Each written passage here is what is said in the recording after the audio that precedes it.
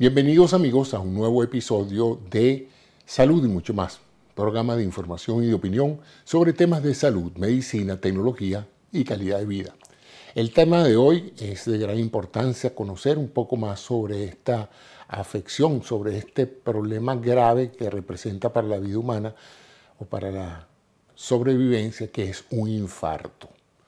Todos sabemos que la primera causa de mortalidad en muchos países del mundo son las enfermedades cardiovasculares y dentro de este espectro de enfermedades cardiovasculares ciertamente los infartos son una de las primeras causas, si no la primera.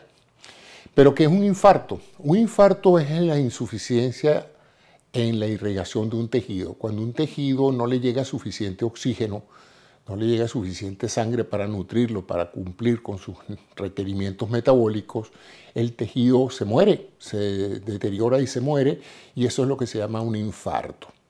El apellido lo pone el órgano afectado. Si es el corazón, se habla de un infarto al miocardio, que es el músculo cardíaco. Si es el cerebro, se habla de un infarto cerebral, pero puede haber infartos hepáticos, infartos renales, infartos musculares, infartos del mesenterio. O sea, cualquier órgano del cuerpo puede en un momento dado sufrir un infarto si no le llega suficiente sangre. La llegada de la sangre depende esencialmente de dos elementos. El primero es la fuerza con la cual llega la sangre, la cual está relacionada con la bomba cardíaca, o sea, se necesita algo que propulse la sangre y de ahí la importancia del corazón como bomba, suministrando la energía necesaria para que la sangre fluya por todo el sistema circulatorio. Pero el segundo elemento que es necesario para que llegue suficiente sangre es que el calibre de los vasos sea lo suficientemente amplio para que el flujo ocurra. Si hay una obstrucción, y eso es lo que vamos a ver ahora, entonces no llega suficiente sangre al tejido y se produce lo que se llama un infarto. Ahora hay dos formas en las cuales un vaso sanguíneo se puede ocluir o tapar, como generalmente se le dice, ¿no? Una es por la acumulación progresiva de sustancias en su interior, y aquí entonces vamos a distinguir dos términos interesantes. Uno es la arterioesclerosis, que es el progresivo obstrucción de un vaso sanguíneo, de una arteria en particular, eso se llama arterioesclerosis y ocurre por muchos factores que voy a mencionar ahora. Y la otra es el término ateroesclerosis. Hay una diferencia entre arterio y atero. En el caso del atero, nos estamos refiriendo a el proceso mediante el cual un vaso sanguíneo se reduce o se obstruye por el creciente depósito de sustancias en el interior del vaso. Es decir, se produce lo que se llama una placa ateromatosa, es decir, una placa de ateroma. Ateroma es una suerte de grasa que se va acumulando en el interior de las células que tapizan el interior de los vasos sanguíneos, y entonces ahí se produce un crecimiento de esta grasa. Típicamente son fibras y la grasa es usualmente colesterol, y el colesterol pues va engrosando la placa y tarde o temprano se va produciendo una disminución del calibre vascular y por lo tanto una reducción en el volumen de flujo que llega al órgano. Esto se puede producir en forma progresiva, es decir, lentamente se va tapando el vaso con los años hasta que llega un momento en que pues ya no pasa suficiente sangre y el órgano empieza a sufrir una insuficiencia circulatoria y eventualmente se desata el infarto. La mayoría de los infartos en ese sentido, por la disminución de oxígeno, son irreversibles, ¿no? Mientras llegue oxígeno al tejido es posible revitalizarlo, pero una vez que el tejido entra en lo que se llama la fase de necrosis, que ya no entra sangre y el tejido muere, pues no hay forma, aún revitalizando esa zona, de recuperar ese tejido y ese tejido deja de funcionar. Afortunadamente ningún órgano tiene un solo suministro vascular. La gran mayoría de los órganos, a menos que sea una arteria principal grande, tienen lo que se llaman circulaciones colaterales, es decir, otros vasos sanguíneos que en un momento dado pueden compensar la obstrucción de uno de los vasos. En el caso del corazón con las coronarias, hay varias coronarias, de tal manera de que aunque se tape una, usualmente las otras dos pueden en un momento dado cumplir el cometido de irrigar esa zona que necesariamente está sufriendo el proceso de isquemia, que así se llama la falta de oxígeno en los tejidos, se llama isquemia. Las isquemias pueden ser permanentes o transitorias, ¿no?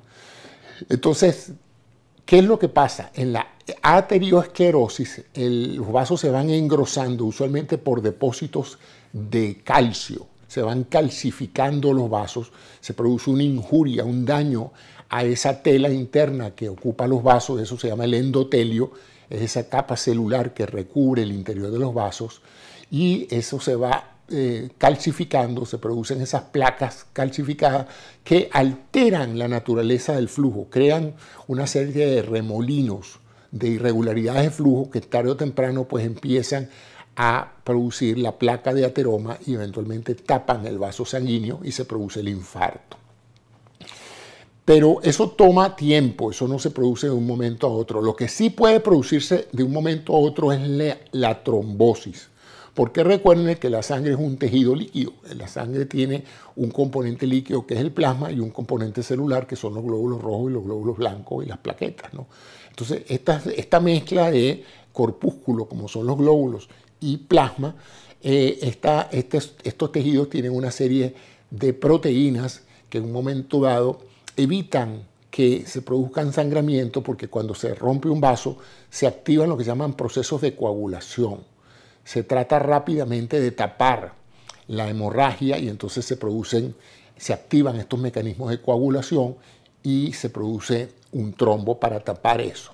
Pero si en una arteria normal, en un momento dado, una placa ateromatosa se rompe o genera algún tipo de irregularidades de flujo, eso puede activar la cadena de coagulación y producir lo que se llama un trombo. Ese trombo sí sería algo abrupto porque inmediatamente empiezan a agregarse proteínas, forman un trombo y tapan el vaso de un momento a otro. Entonces el proceso natural de desarrollo de la aterosclerosis es la progresiva acumulación de grasa en el interior de los vasos sanguíneos que va poco a poco tapando el tamaño del vaso. Si esto es así, da tiempo a que el órgano empiece a dar sintomatología.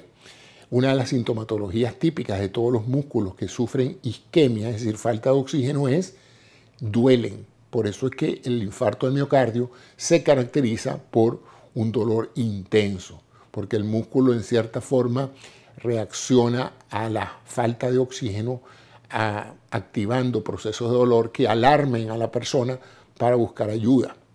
En el caso de los infartos cerebrales, esta situación no se produce porque es el mismo cerebro, el mismo tejido cerebral, el que deja de funcionar por falta de oxígeno y entonces se produce lo que se llama un ictus o un accidente cerebrovascular, en este caso de tipo tromboembólico o embólico.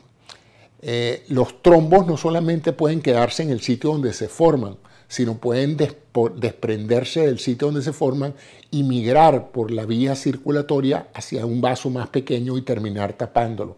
Eso es lo que se llama tromboembolismo. Trombo es la formación del coágulo dentro del vaso y embolismo es porque ese trombo se dispara y sale a un vaso mucho más pequeño y lo tapa por completo. Esos son eventos súbitos que se traducen en los accidentes cerebrovasculares, en lo que en inglés se llama stroke, en la cual la persona, dependiendo del territorio vascular y el territorio tisular afectado, puede tener síntomas mayores o menores. Cuando son en el cerebro, por ejemplo, y son microembolismos, es decir, pequeños pedazos de la placa que se desprenden, sobre todo de las carótidas, las arterias que llevan sangre al cerebro, se desprenden pequeños trombos, esos trombos migran por la parte circulatoria, llegan a ciertas áreas del cerebro y pueden entonces producir sintomatología dentro de lo que se conoce como isquemia cerebral transitoria. Son esas personas que de repente están hablando con usted y tienen una cierta desviación de rasgos faciales o tienen problemas articulando la palabra, pero inmediatamente vuelven de nuevo a parecer que tienen control sobre sus funciones y eso se llaman TIAs, o sea, Transitory Ischemic Events.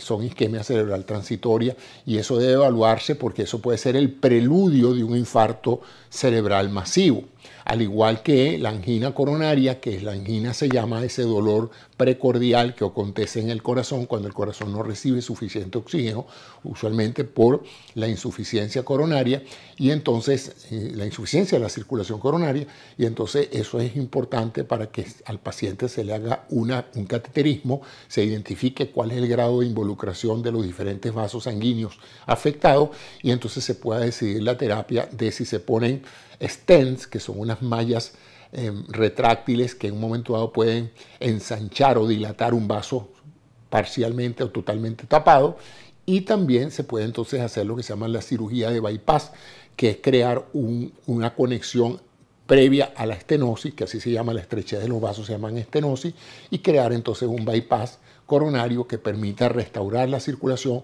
y la llegada de sangre y nutrientes al músculo isquémico. Una vez que el músculo ha pasado mucho tiempo sin recibir oxígeno, se necrosa y entonces se vuelve una cicatriz y deja de funcionar, pierde contractilidad en el caso del corazón y pierde actividad neurológica en el caso del cerebro. También se pueden producir infartos, como les dije, en otros órganos, pero esos son, digamos, los más catastróficos, son el infarto del miocardio y el infarto cerebral. También puede haber infartos pulmonares, ¿verdad? Que se tapen ciertos vasos del pulmón y ciertos sectores del pulmón dejan de recibir oxígeno y por lo tanto no contribuyen a la oxigenación efectiva de la circulación. De tal manera que con esto he querido darles un bosquejo general de estos procesos mediante los cuales los vasos normales, por una serie de elementos mecánicos, bioquímicos y endocrinológicos, van acumulando grasa en el interior de los vasos, se va produciendo la aterogénesis, la creación de esa masilla grasosa que va tapando los vasos. Esa placa puede en un momento dado ulcerarse o romperse y puede entonces activar la cadena de coagulación y trombosar el vaso. Entonces se produce en una persona normal un infarto súbito por trombosis de una arteria coronaria. O en el otro caso, a lo mejor no hay trombosis, pero va progresivamente tapándose el vaso hasta que en un momento dado puede dar síntomas. Es posible, si el proceso acontece muy lentamente en el tiempo, que un vaso se tape por completo y no dé sintomatología. Puede pasar tanto en el cerebro como en el corazón, y hay personas que aparentemente están normales y tienen toda la arteria tapada. Y eso se hace porque, dado que hay tiempo para compensar esa falta circulatoria, se produce una revascularización de otras redes mediante las cuales se les llega el suministro de oxígeno a los tejidos por otras vías, dado que la vía está tapada. Pero esto solo ocurre si es un proceso que se hace progresivo para dar tiempo a establecer esa circulación colateral. Si esto no es el caso, pues evidentemente inmediatamente que se produce la obstrucción del vaso, se produce la isquemia, después de la isquemia viene la necrosis, muerte celular, y pues ya el órgano deja de funcionar normalmente. Bueno, yo espero que esta explicación sobre lo que es un infarto, lo que es una arteriosclerosis o estrechez progresiva de los vasos, lo que es una ateroesclerosis, que es la ocupación del espacio intravascular por la vía de una placa de ateroma, y las consecuencias de un infarto en cualquier órgano, y del infarto cerebral y el infarto al miocardio. Muchas gracias por su atención y hasta un próximo episodio de Salud y Mucho Más. Gracias por su atención.